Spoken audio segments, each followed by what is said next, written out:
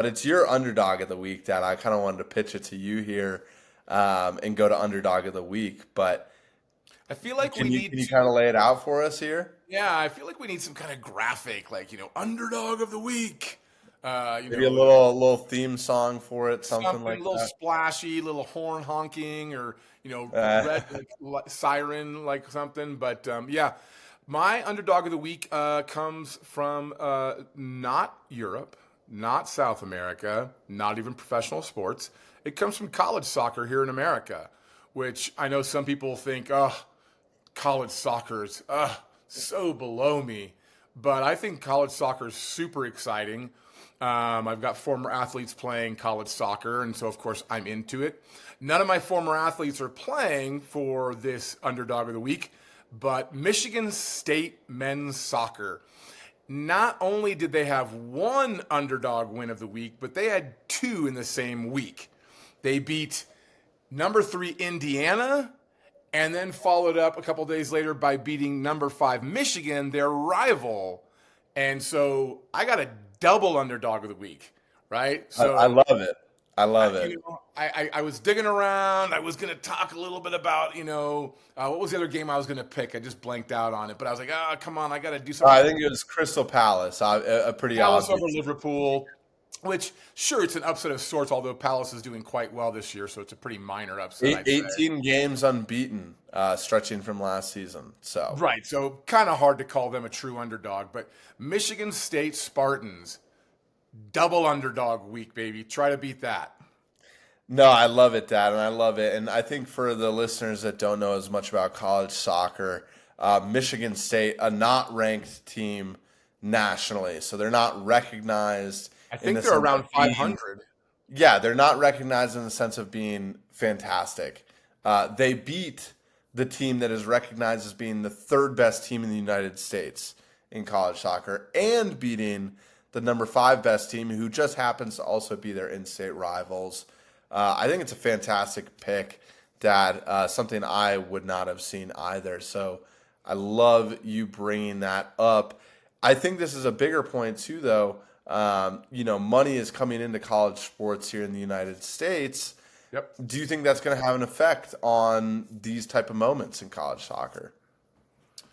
I think so, in the sense that I think you're going to see, whether it's soccer or football or basketball, whatever sport, you're going to be able to see certain colleges pop up out of nowhere. Not that Michigan State is popping up out of nowhere, but you're going to see some of these perennial favorites probably continuing to get good players, but you're going to see other colleges, with a little bit dough at their disposal, they're going to pick up enough players. And let's face it, it's still amateur soccer, right? Yes, there's money involved. I get it. But in the end, to me, it still looks like and feels like amateur soccer.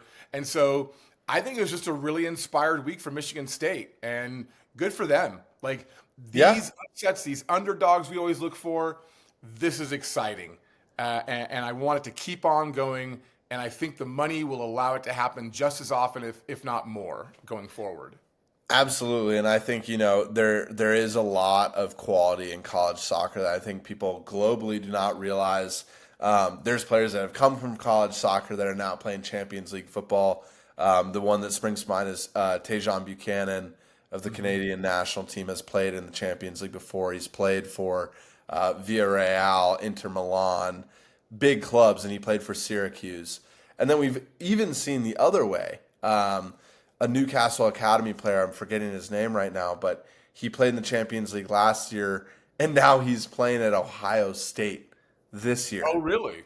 I didn't know that.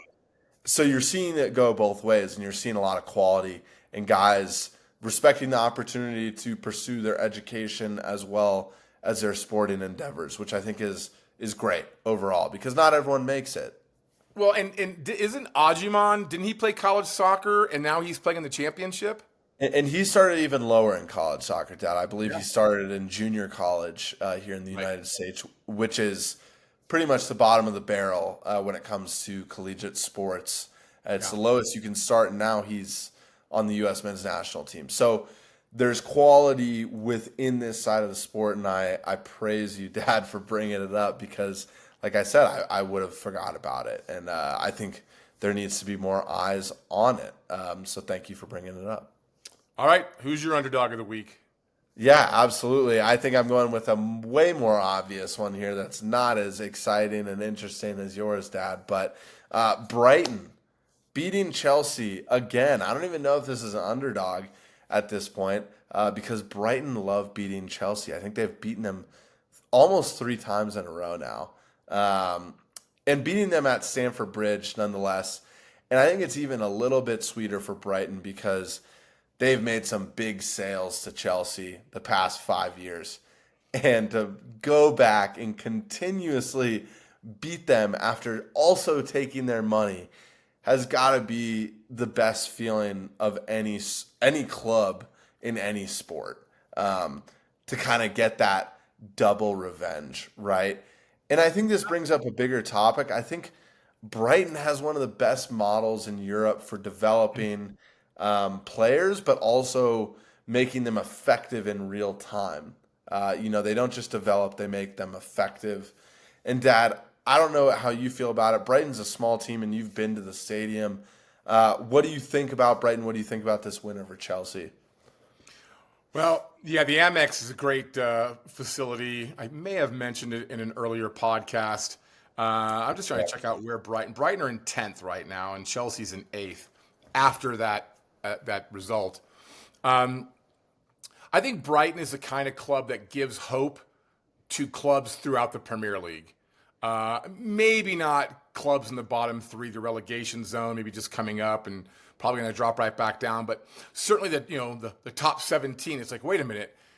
If Brighton can do it, they can continue to sell players, they can continue to develop players and continue to compete.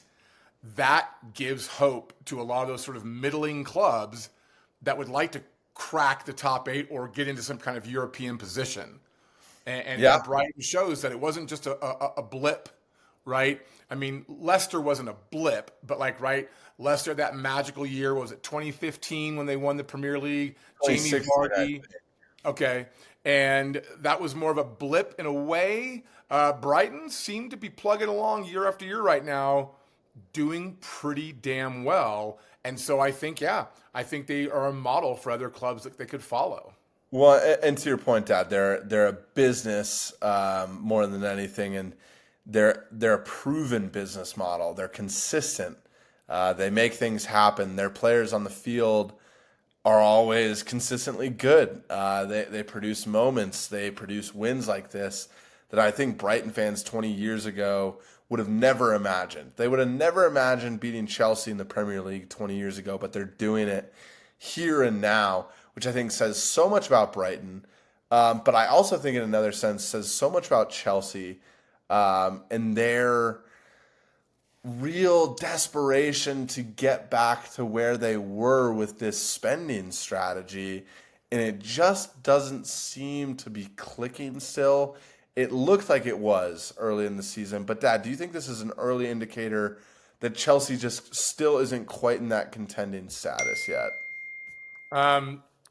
Yeah, obviously Chelsea won the Club World Cup, but that was a separate competition, a little bit different. But yeah, I mean, I thought they would come out of the gate hotter than they have, and it does feel like Chelsea struggles. I mean, maybe they need to go back to having a Russian oligarch for an owner to kind of give them that feeling of desperation, because God knows what could happen if they don't win. I'm kidding, but. Yeah, it's just not quite clicking yet, but it's early. It's still 6-7 matches into the season. It is early, but yeah, to lose at home, that's tough. But Brighton, there's no shame in that for Chelsea to lose to Brighton. It's not like there's some terrible club who's been just barely escaping the relegation zone the last few seasons. So good win for Brighton, not embarrassing for Chelsea, but yeah, Chelsea needs to get their act together pretty soon here. Absolutely, especially with the money they've spent, even though it's maybe not embarrassing to lose to Brighton. I think with what they've done the past few years, I mean, they're the world champions, quote unquote, Dad. And I think we can't let them off the hook for that. They need to be playing better. And I think to go into the next kind of segment here, Dad, with Chelsea again as well. It's the game of the week. We have Chelsea against Liverpool. Big game, I think, for both Whoa, whoa, teams. whoa, whoa, whoa. Why are we talking about Chelsea back to back here? Come on now, mother. We got, come on now. Well, But no, go ahead. I Go think ahead. it's too interesting of a narrative, Dad. I don't love talking about Chelsea a lot, but we're also actually going to be talking about one of their former players after this as well. So last week was more Hispanic themed. This week is more Chelsea themed, unfortunately. But going into this game of the week, Chelsea versus Liverpool, it's a big matchup that I think needs to be talked about. Chelsea has been struggling. Lost to Manchester United, lost to Brighton, has been in a bit of a rut. And then we look at Liverpool, heavy expectations on them. Spent a ton of money this summer. They've lost their last two games. They lost to Crystal Palace in the league. Not something to be ashamed of. Crystal Palace has been great, like we said. But then they just lost to Galatasaray in the Champions League on the road. Also not an easy match, but with Liverpool's spending and stature, you'd expect them to win that. So, Dad, when we look at this Chelsea-Liverpool game, what are you expecting out of it? What do you think we should be looking for? Is there a team that needs this win more than the other? Well, I'll start with the last question first. Chelsea's definitely the team that needs to win more. I believe the game is at Stamford Bridge again, and the Chelsea faithful are going to want a win. It's not do or die. It's not a must win. They are short-tempered though over there. They don't give managers time. No, they don't. But I mean, so I do believe Chelsea is the team that is a little more desperate at this point. I'm sure the Liverpool fans feel more desperate because there's probably a sense of invincibility, and suddenly that armor has been pierced. So certainly the players are going to want to get back on the winning track. But I think Chelsea, this is one of those things where it's a hell of a tough test to come play to Liverpool right after losing to Brighton at home. But I think Chelsea needs to win much more so than Liverpool, which of course means they'll probably draw or something like that. But Yeah. by I the mean, way, I think it's awesome. I'm not doing any predictions this week because we both choked, did awful with the Atletico Real. I got the 2 goals for Real Madrid. But yeah, so I'm going to say I'm not going to make a prediction. You can, but I will not touch it this week. Yeah, no predictions this week. We absolutely bombed with Atletico Madrid, winning 5-2 at the weekend. They also won 5-1 today, Dad, in the Champions League. They are on absolute tear. We absolutely underestimated them, so apologies to that whole squad over there. Well, I'm sure, they watched or listened to our podcast. They thought, we're going to show those punks from the United States, and we're going to win these 2 matches big time. I'm sure they were angry. We were the inspiration. I think we were the inspiration, and they made it happen, Dad. It was fucking fantastic. Apologies for the language. Bleep that one out, but they were fantastic against Madrid. A great side this season, who I think that's their only loss so far. So kudos to Atletico. But going back to Chelsea-Liverpool, I actually disagree, Dad. I think Liverpool has a lot more of a point to prove here. They spent so much this summer, kind of unlike themselves to do that.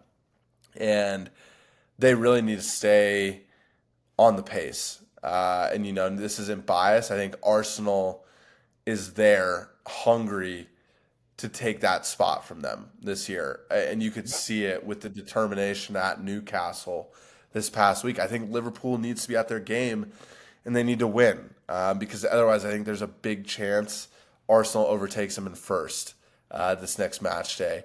So I'd argue Liverpool and Arne Slot have more to prove in this game. But Chelsea undoubtedly also need a result here. They cannot take another loss with their current situation. But I don't know. I guess we're not doing predictions this week, but it seems like we're kind of split in the aisle here of who needs to win more. You can predict all you want. If I was betting, so not quite a prediction. If I was betting, I'd bet on Liverpool to win. And I think that's a safe bet, even on the road, if that's what it is. Liverpool have the squad, they have the manager, they did it last season. They should have the consistency and the ability to go and beat this Chelsea team that's in a bit of turmoil. But I'm excited to see the game, Dad. Hopefully, a good one to watch here. And, if I'm betting, I'll put my money on Liverpool as well. And I'll even say I think Liverpool is actually going to win 2-1. I think it's going to be a tight game, though. So we'll see. Shall not be drawn into a prediction. I couldn't hold off the prediction, but it sounds like you're going to still hold off. I'm going to hold off. Fair enough. Fair